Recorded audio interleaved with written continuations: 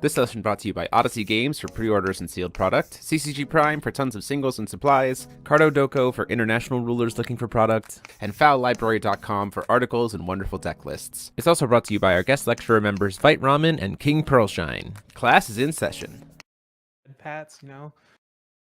Hey there, rulers! Welcome back after a long week of Force of Will to your favorite ever live Force of Will podcast. It's Office Hours featuring myself, DMO73, and I'm joined by the whole crew again for it's been a bit, but we got Mike Rance. What up? We got Paul Reisman. What down? And we got Lance Maverick. Lance, What's welcome left, back. Honestly. Me, I'm what's left.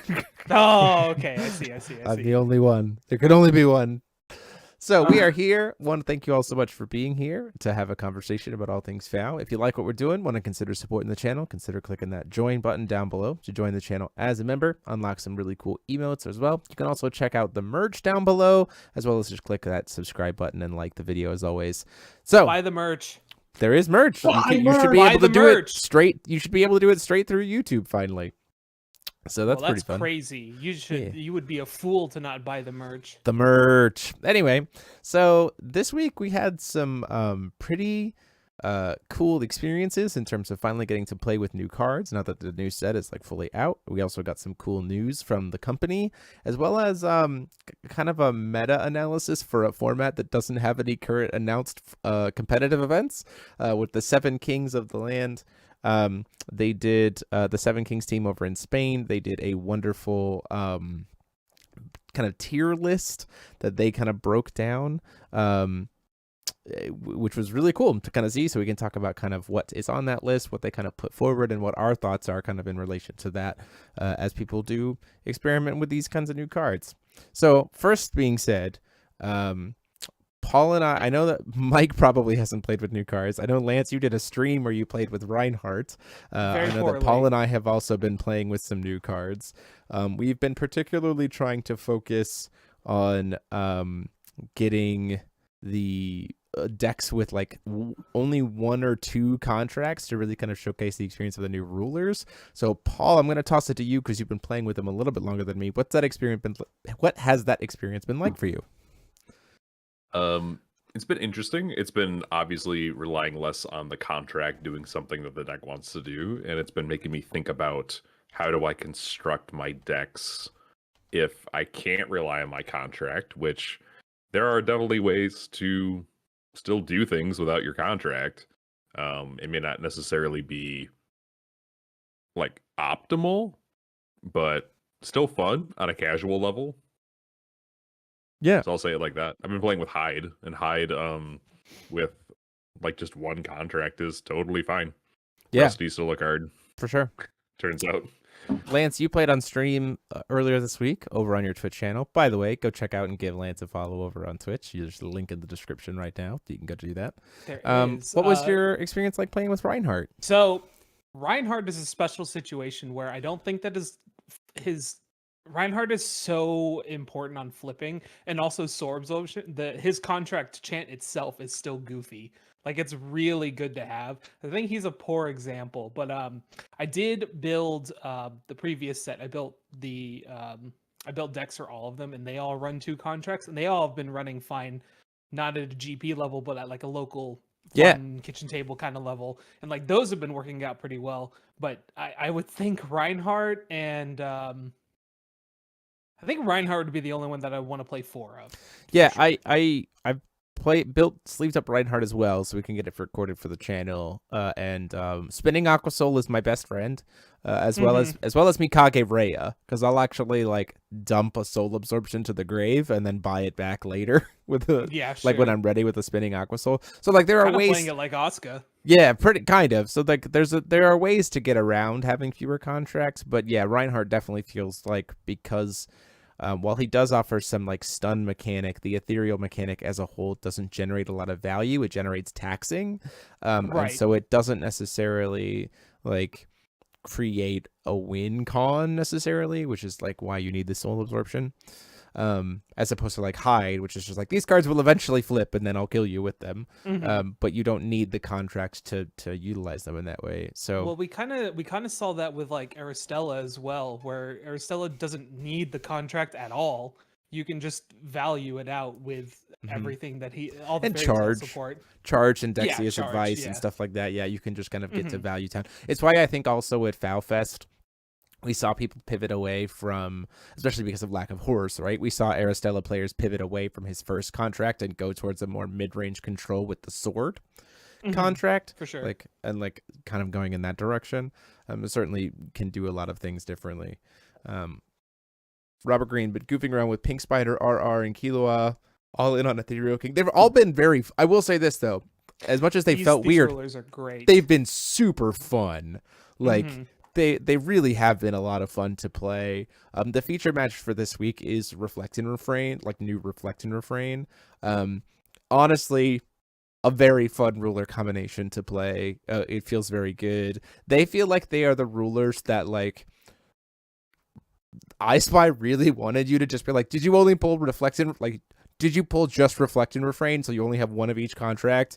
We're going to give you everything you need to be able to make that work because of like the Magical Storm where you just like go search one of each of the contracts like immediately. Yeah, just go get it. Yeah, and just like tutor it. and make and that's a normal, and then like everything for them is mastery. So like they really just wanted you to feel like, okay, good, you did only get one Reflect and Refrain, and we understand you can still play an entire Reflect Refrain deck, we promise.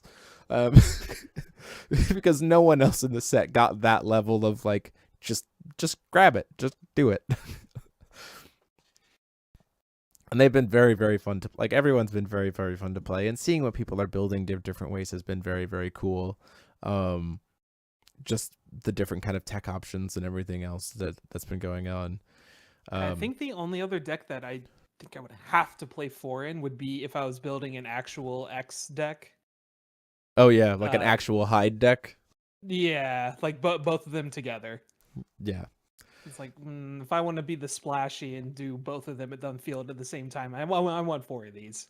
Yeah, But that would be like the only situation where I'd be like, no, I need 4. Yeah, that's the other thing too. That's also kind of weird with 6 and 9 as well. Is the fact that like they are also built to be like, did you only pull one scythe? We're gonna give you everything you need to be able to find that scythe as fast as possible. Right. Because of like. Sex's return from retirement just grabs it like just grabs it out of the deck, just hey, there you go. So it's very easy to do in that regard as well. But I think the biggest difference now going into set 2 is truly that they have flushed out that not all of the power of the deck comes from the contract in such like mechanically, right? There is mechanical advantage to just having the ruler in their support suite as opposed to last set, which was just like, which cocoon do you want to start with and what color are you? Like it's pretty much like the biggest difference from set 1.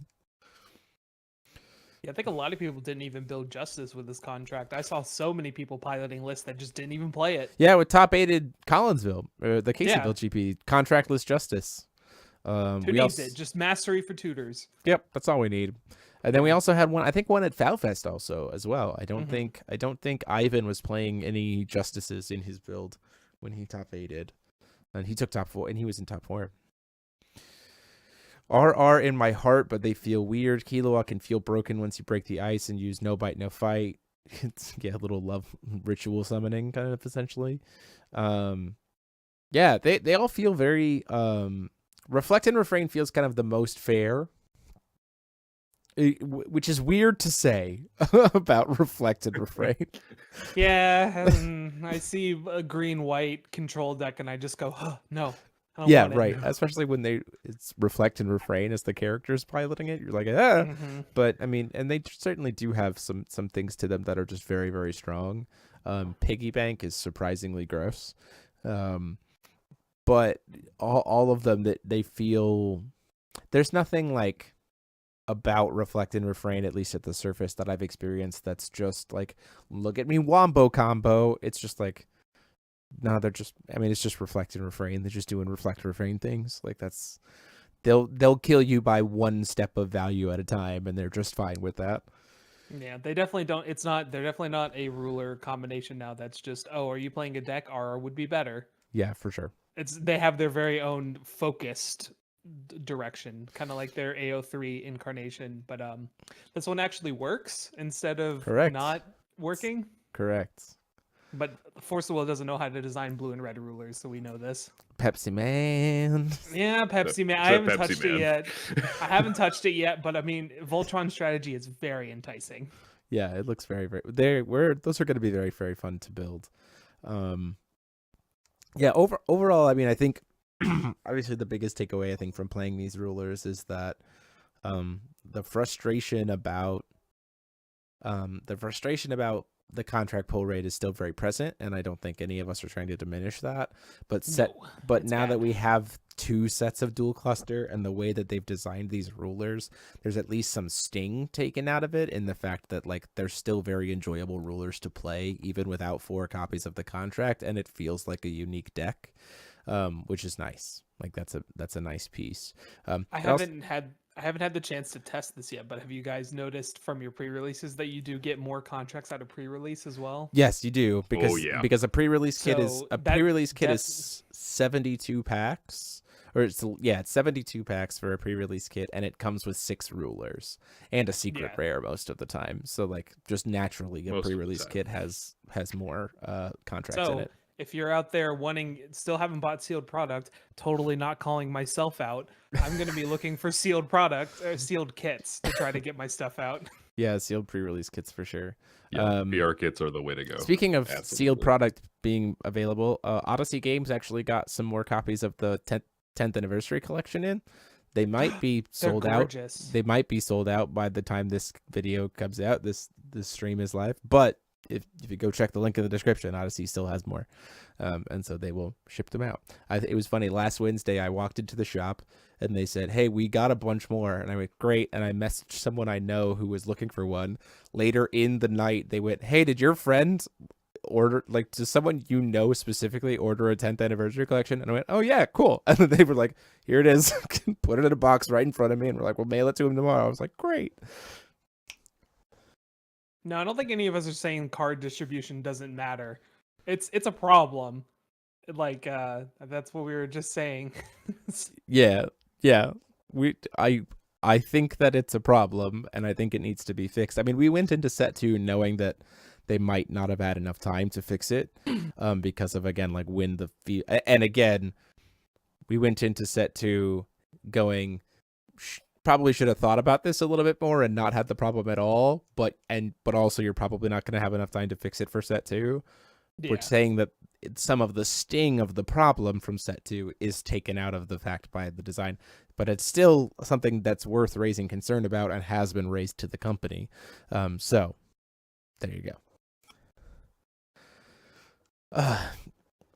So yeah, always just buy singles. I've been playing a lot of Magic, and man, just buy singles. That's one of the reasons why we also, for the channel, have been focusing on building decks with just like 2 contracts max, because it's the idea of you pull the ruler, you spend like $30 to grab a second copy of the contract because that's kind of what you want, and there you go, right?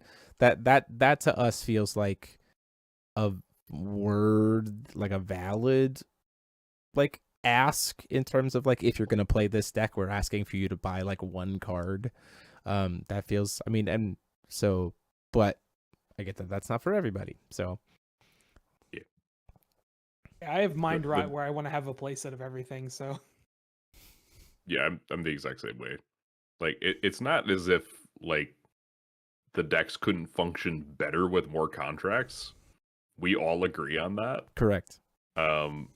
It's not that that's not true, and we're trying to prove it otherwise. We're saying the decks can be casually fun, even with 1 or 2 contracts. Yeah. Like you could still have fun with the deck. The deck can still function. It'll function better with more contracts, which we absolutely think we should have. Yeah. It's kind of one of these things of like, I saw so many people saying like, "Oh, I'll only pull 2 contracts. It's not worth my money to buy a box."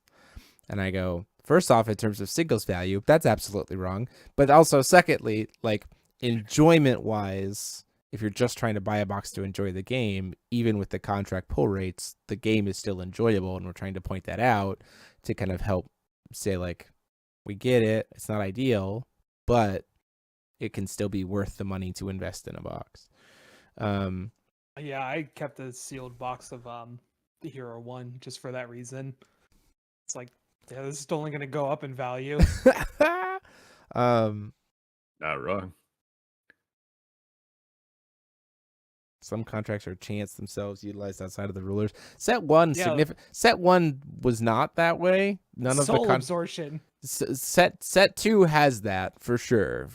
Yeah. Particularly, I mean, I think what we're about to talk about, which we'll shift into here in a little bit, is like how popular Memory of Worlds, the Reflect contract, is getting very quickly, as well as Kilua's contract has some very interesting applications for a deck that Seven Kings put forward, and I am 1000% building for the channel because I'm very excited about it.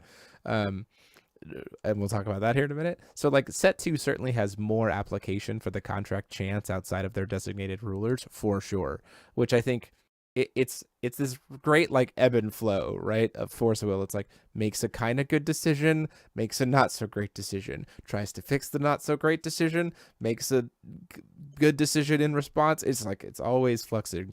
I will say though, how I've been looking at it, which has helped me, is thinking back to my Yu-Gi-Oh days and how awful all of the decisions that Konami made while I was playing Yu-Gi-Oh were. And I'm like, you know what?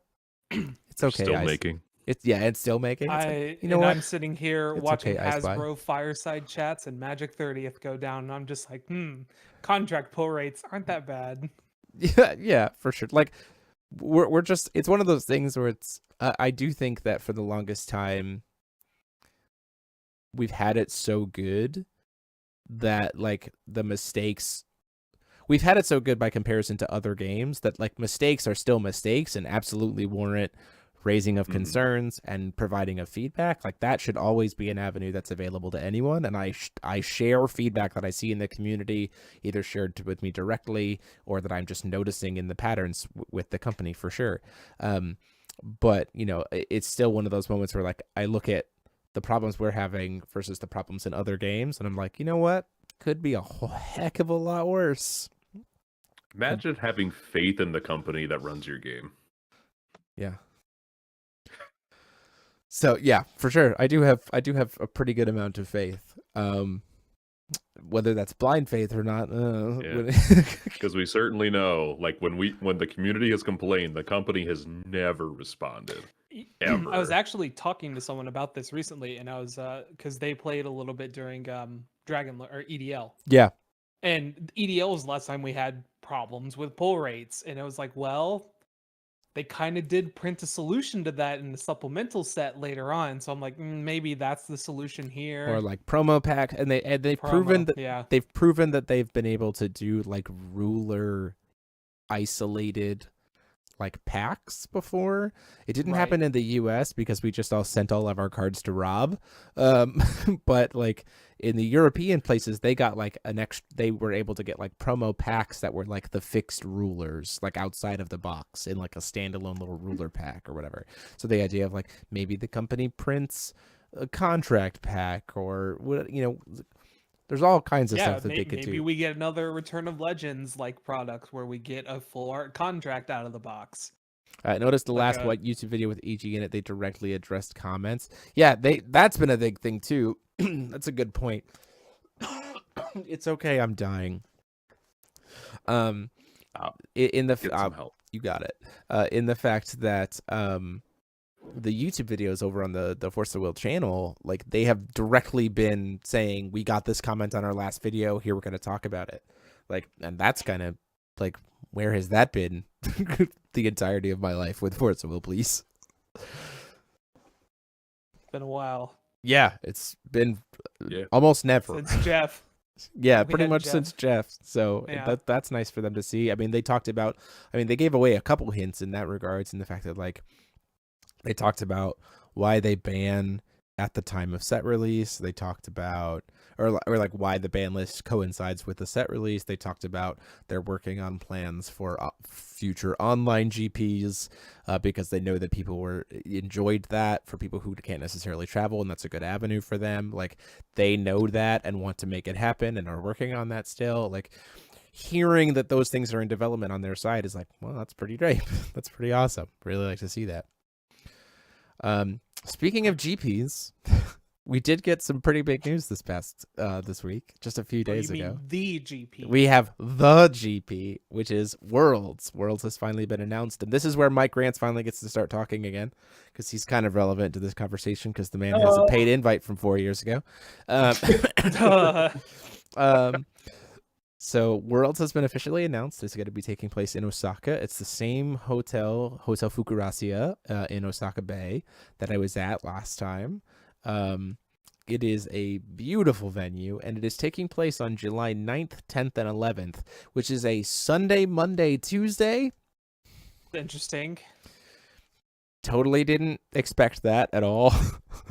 I was like, oh, that's fun. I messaged my contacts directly, and I went, these dates are a Sunday, Monday, Tuesday. Is that accurate? They were like, yep. Okay. You got it.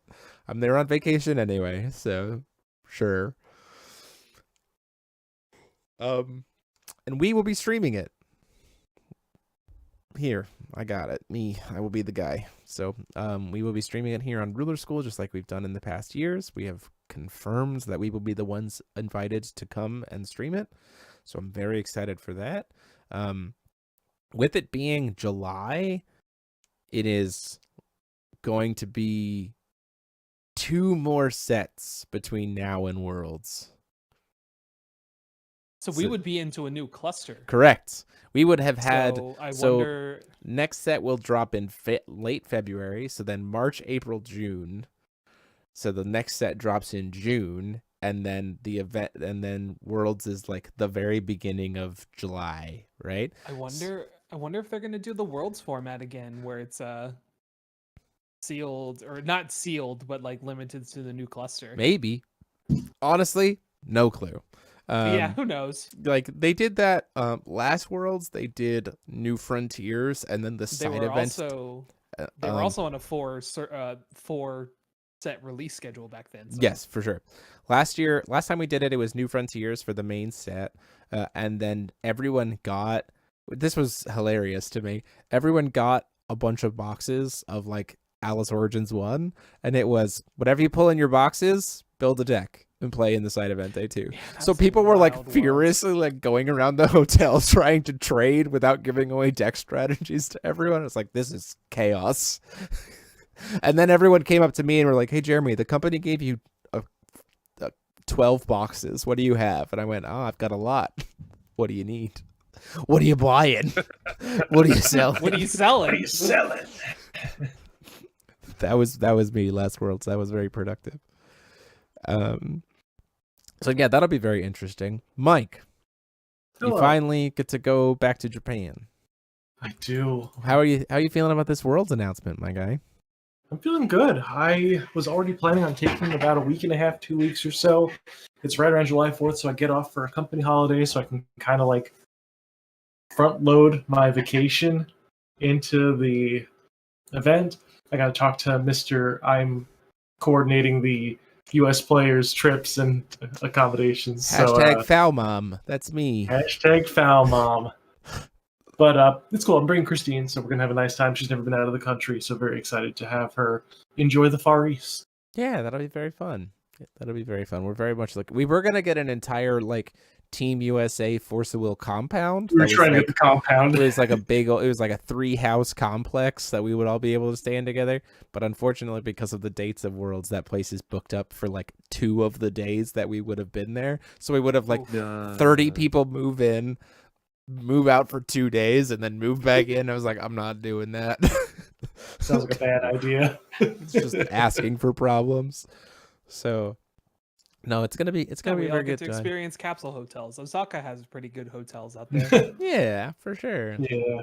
I'm or you can just wander around all night and eat good food because there's just 24-hour food everywhere. Just who That's needs true. sleep? Yeah, just go for it. Don't worry about your luggage. Just Yeah, squeeze it. No, you can rent a locker. They have tons of those too. That's fair. That's fair. Don't tempt Mike. He'll do it.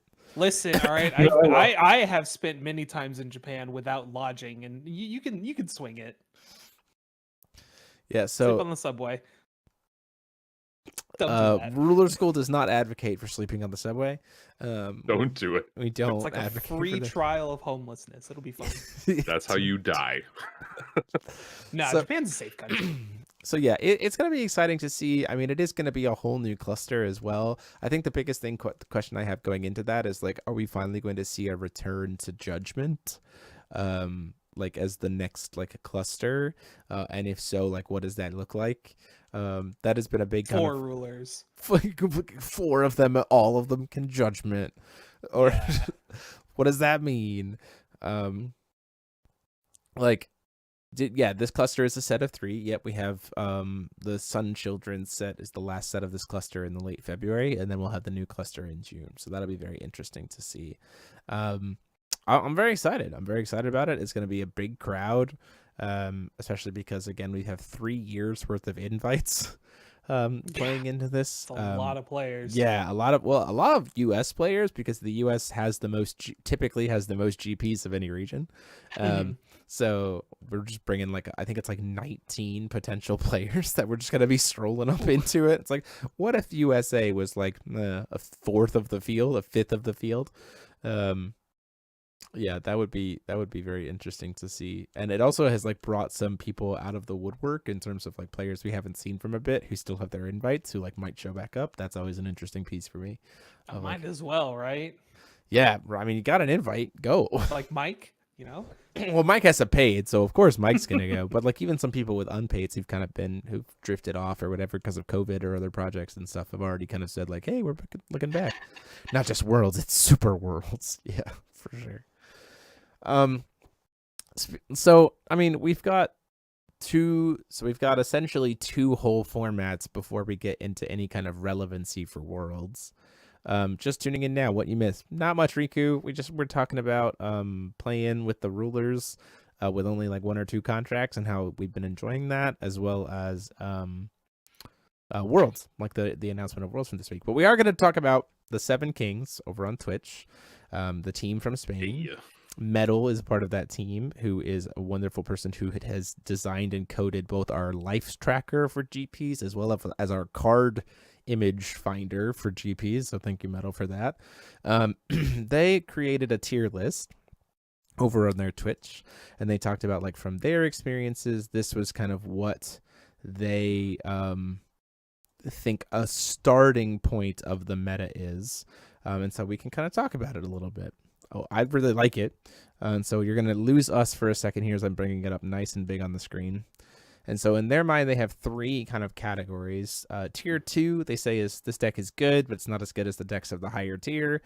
Tier 1.5, deck is strong, but not as strong as Tier 1. And then Tier 1 is one of the strongest decks of the metagame. And then they further break that down in terms of Tier 1.5 and Tier 1 as decks to beat and decks to be aware of in the Tier 1 category. And then Tier 1 decks and anti-meta decks are also kind of like separated further out. And so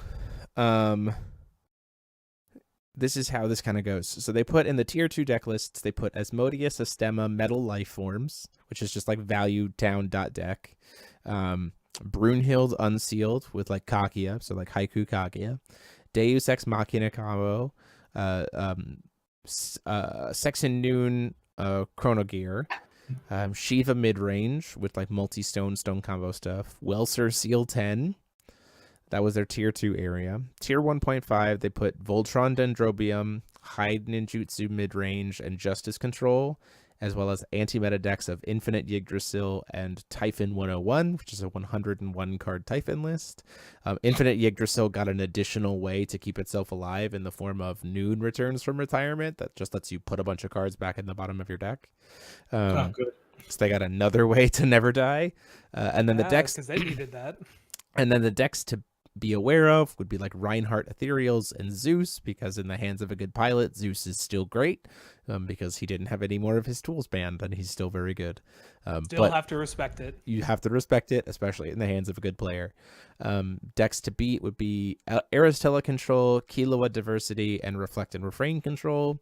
Killua Diversity because they're playing the best dinosaur, which is Alice. Zeus Alice is the best dinosaur. Correct. And you can reanimate it and then like play Diversity Palace and just like Killua contract, give her swiftness immediately and swing for lethal. It's very funny. And then Aristella Control is like a blue, white, black control list that is making use of Dexia's Advice as the win con. Shocking. Because the idea of Dexia's Advice is you can awaken it and you grab as your 2 resonators Witch of the Fallen Kingdom and Dark Alice Manifestation of Rage, which unseals all of your darkness cards. So then Witch of the Fallen Kingdom, even if you're not at 5 stones, will go get you a witch from the sideboard and go get you a witch from the sideboard and go get you a witch from the sideboard and gets you a pumpkin witch.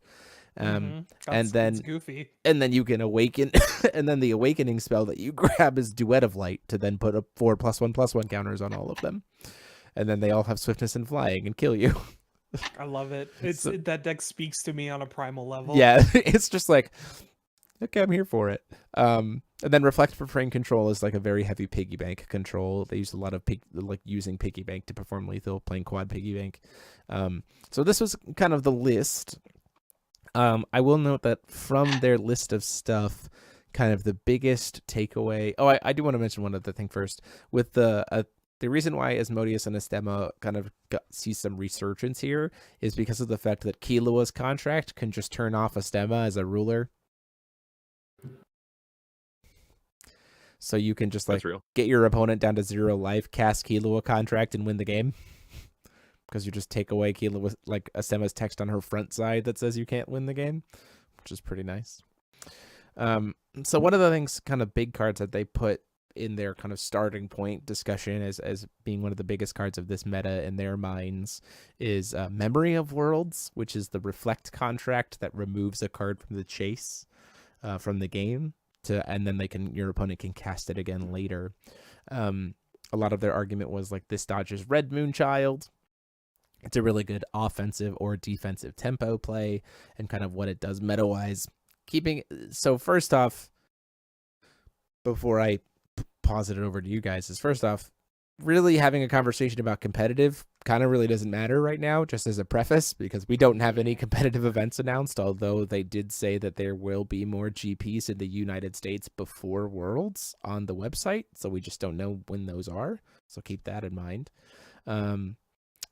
But I don't know, what are your guys' thoughts about like how accurate do you think Seven Kings are in terms of the influence that Memory of Worlds as a spell will kind of bring into the environment? I think it's an argument that predicates itself specifically on Shadow of the Fire Moon being like one of the mainstays of the format. Sure, it can steal away tempo. And I can see that to some degree, but even like Jeremy and I were talking over ramen one day, and we were like, so at what point do you just play Setting the Stage of Providence so your stuff on the chase can't be targeted, right? Or switch back to orders. Or switch back to orders so like things can't be put back.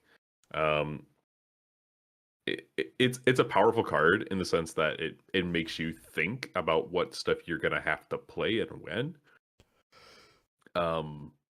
But there's ways around it.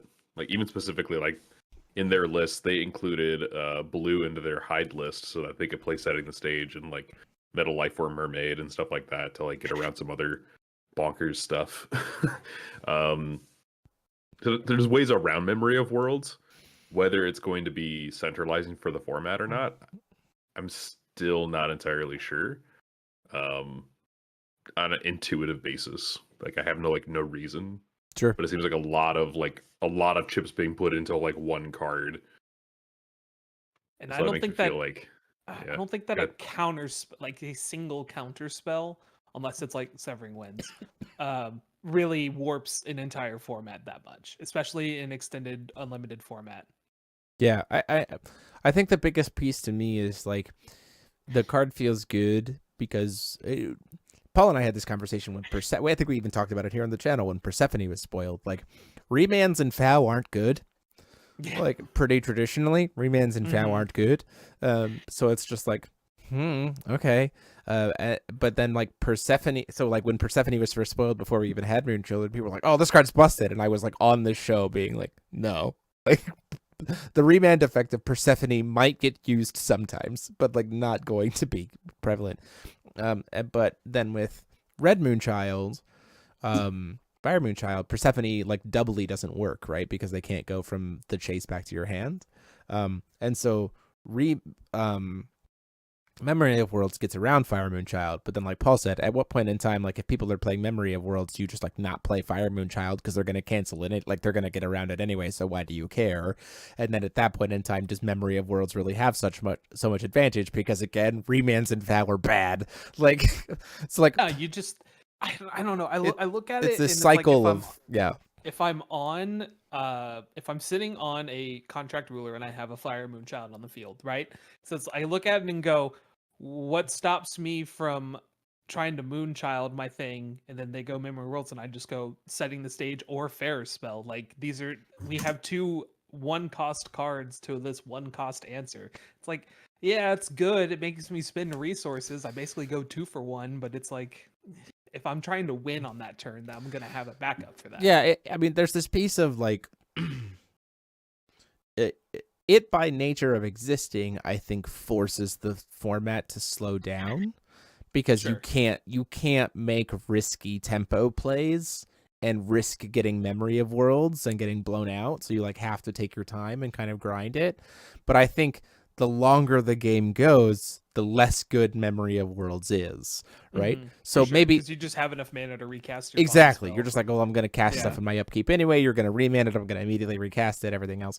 So it's kind of one of these pieces of like the threat of Memory of Worlds, I think, is meta shaping because it forces you to change how you're going to deck build. But as people adjust their deck building and playstyle to respect Memory of Worlds becomes less good, right? Oh, no, I can't play my Steadfast Steward. No. Well, you certainly can't play Sprinting Steward. That is one thing Yeah, that Sprinting, Memory of yeah. like Memory of Worlds like single-handedly knocks Sprinting Steward out of the meta unless you're trying to play Inferno combo. Like you just can't risk burning life and then they go, "Cool. Thank you for spending Exactly. life on nothing." Like you just can't. It's like the cycle of Grave Hate cards. If Grave Hate is good, if Grave Deck is good, we bring the Grave Hate, but then people move away. Yeah, it's a cycle.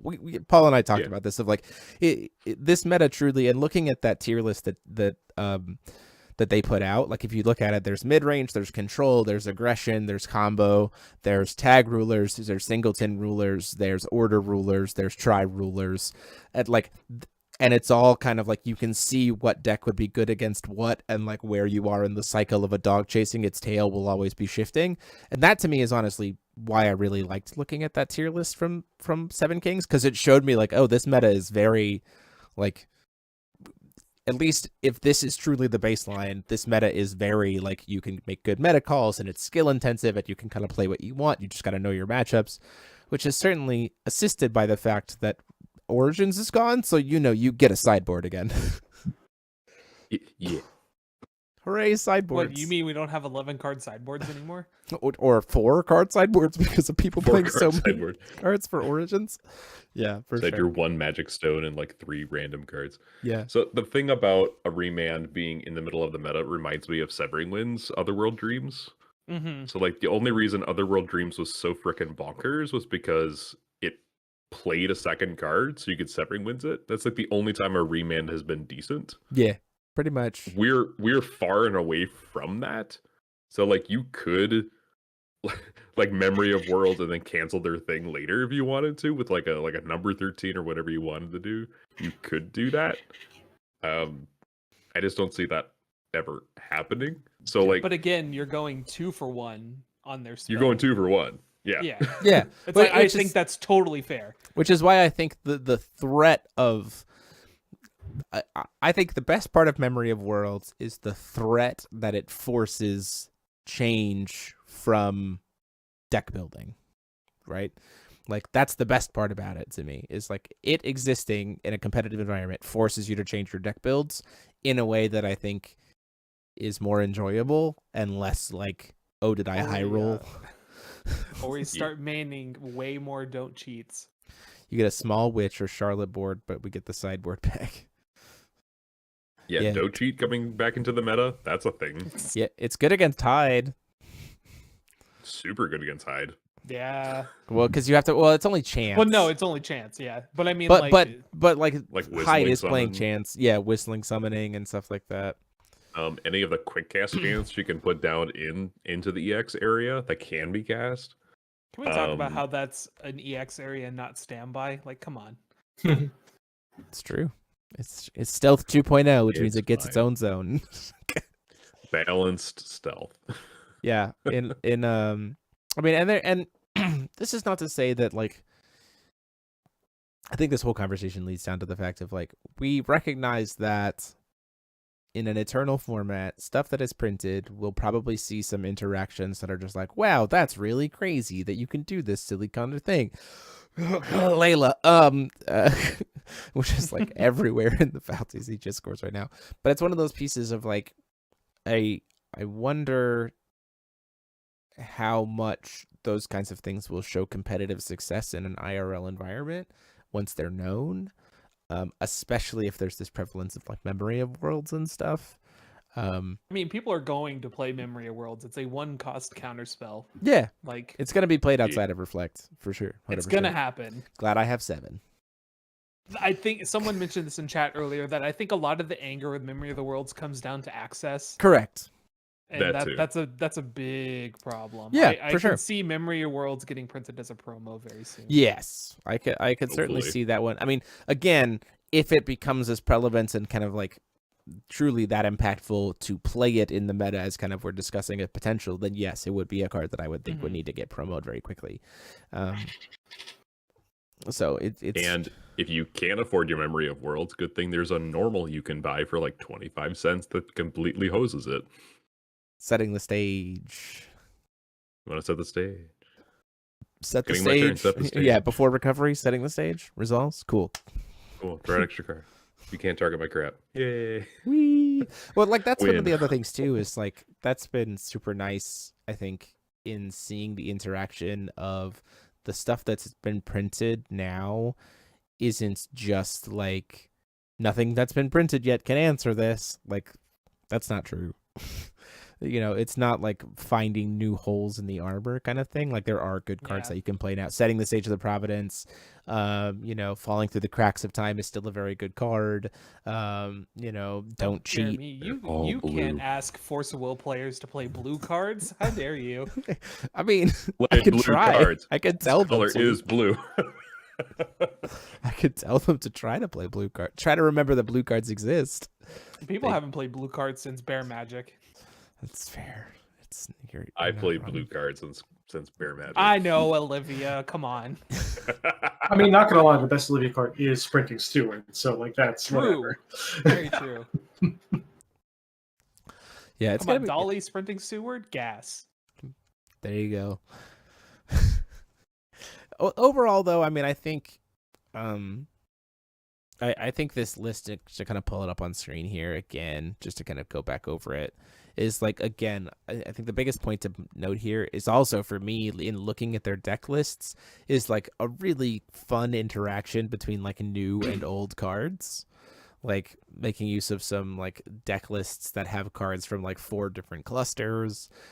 You know, suddenly Dark Alice Manifestation of Rage getting relevancy Yeah, again. When was the Like, last time you played an Echoes card? yeah, Echoes of the New World. Like, woof, let's go. You know, and like I said, we see control, we see mid range, we see, you know, combo or more aggressive strategies, or like the Voltron pressure strategy, or do you just want to grind your opponent to death with a stemma, or are you like me and you want to haiku people? Like the fact that so many different rulers are on this list in so many different styles, I think, you know, for a very long time people were like, oh, 3 rulers are coming out. They're just infinitely better than tag rulers, and tag rulers are infinitely better than singleton rulers. So there's no reason to not play just a triple ruler.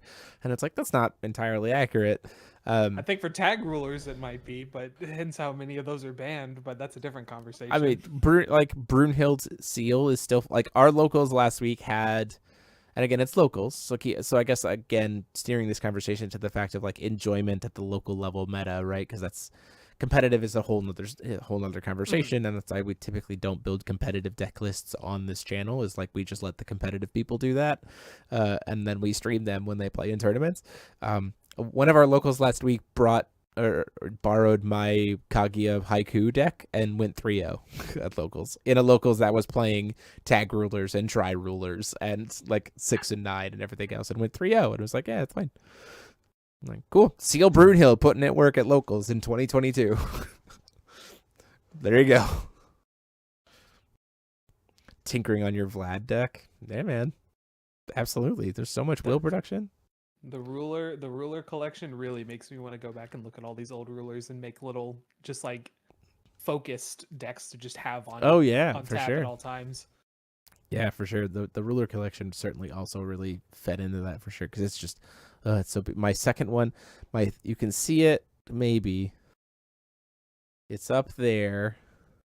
My sealed ruler collection is over in that case over there, along with my giant Lilius petal metal plate from Alternate Souls. And then I've got a bindered ruler collection over there, and then I've got a third ruler collection that I have to frame. Just because it's that pretty and I want it. Now, question: God, I have so many things I have to frame. Do you Oh, put on them Jeremy. on the ruler or the J ruler? That is the sides when you biggest frame it? question. Like, some of them are going to be on the front side and some of them are going to be on the back, and I Oh, have so to. you're gonna put the BFA rulers all on the ruler side, right? Yeah, clearly, Yeah. 5 Memoria 5 of the 7 Memorias? lands. Yeah, Yeah. for sure, 100%. Yeah, I'm gonna put Grim on his backside, so it's just a red card. Mhm. Yeah, very Yeah, clear. pops makes the whole piece pop off the wall.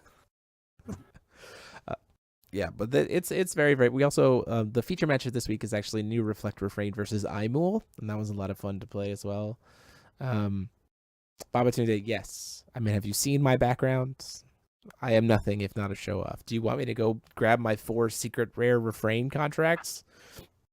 I can go do that. That 4th one came in today. Do you want me to show off more? Yes or no? Oh, Go what's get my that, Jeremy? second- Oh, I couldn't hear you. I'm too busy flexing. Flexing. I can go get my silver Lunia. That's about as much as I got. That's fair. That's okay, you're flex. You are stationary. Cease. You have been told to cease and desist. I'm looking at you now. There we go. The Oh my eyeballs. God. Oh, the eyes. Oh, Oh my god. Why are you blinking like that? Because I'm wearing, tracking Oh, okay, there and we go. stuff. Yeah. Yeah, Patrick went to that locals. Patrick was the one we recorded Imul with. So thank you, Patrick. Looking forward to posting that tomorrow. Or posting that on Wednesday. Yeah, it's a lot of, I mean, the new rulers are a lot of fun. Utilizing the new cards with older stuff is a lot of fun. We're actually doing, I think we talked about this before, is that Paul is actually working on using the new Reflection Refrain tools with old Reflect Refrain. Don't they have a creature from Twilight Wanderer that gets bigger for every magic counter you have on them? I think so. Paul apparently It's has like, it sleeved up already. Those things are fun. Yeah, it's just, it's a good, not without its frustrations, because FOW always has its frustrations, just like any card game. But FOW, honestly, right now is a lot of fun.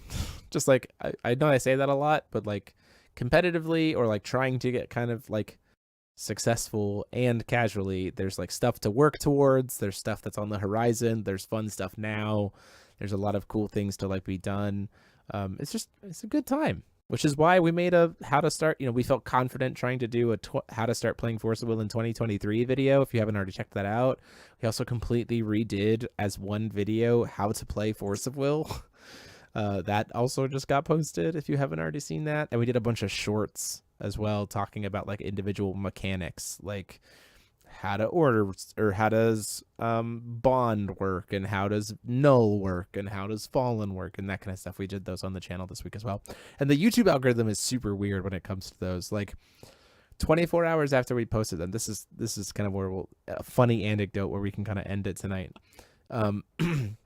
So the shorts got posted. 24 hours later, YouTube kicked me back like, here's all the views that all of these different shorts had. We posted 32 of them for 32 different topics.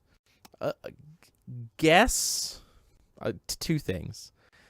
Guess the short, like which mechanic got the most views in 24 hours, and then tell me how many views, like a guesstimate of how many views you think it got.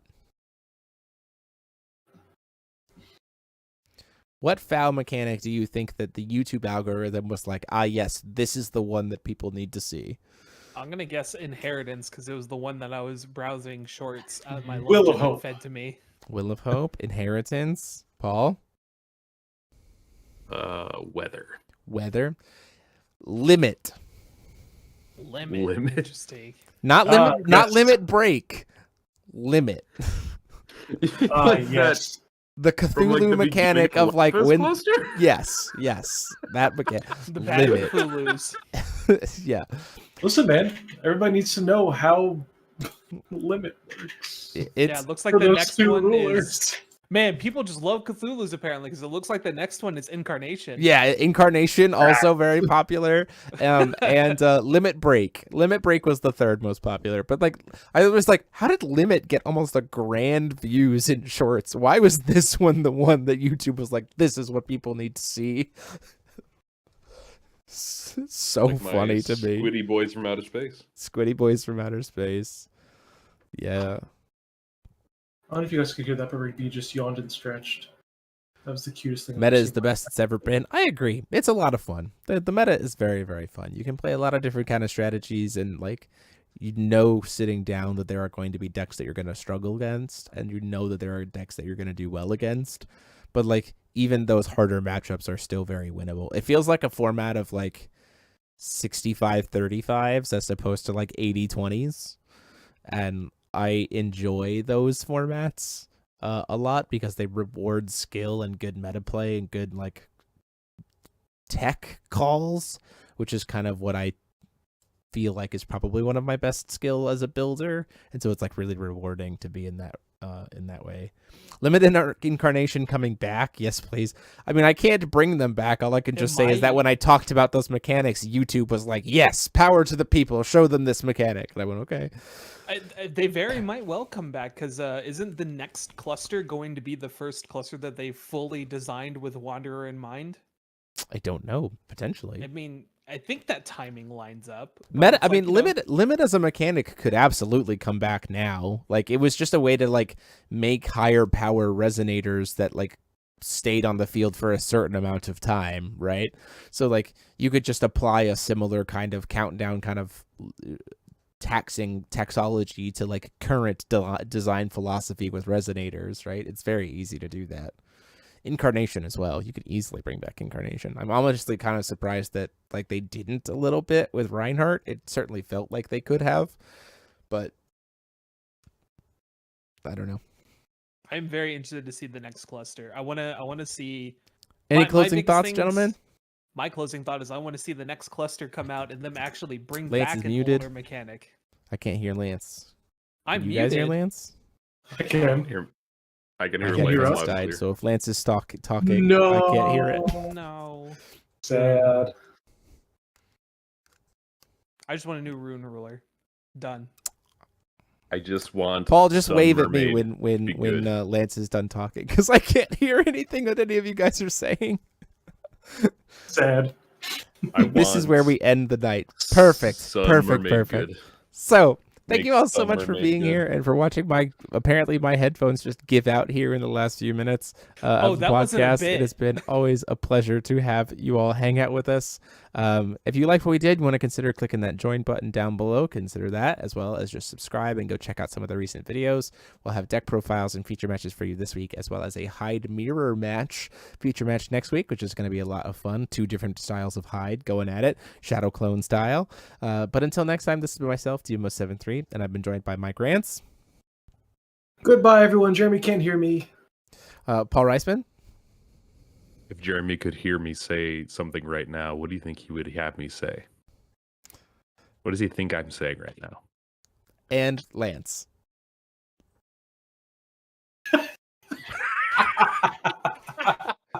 Perfect. And until next time, class dismissed.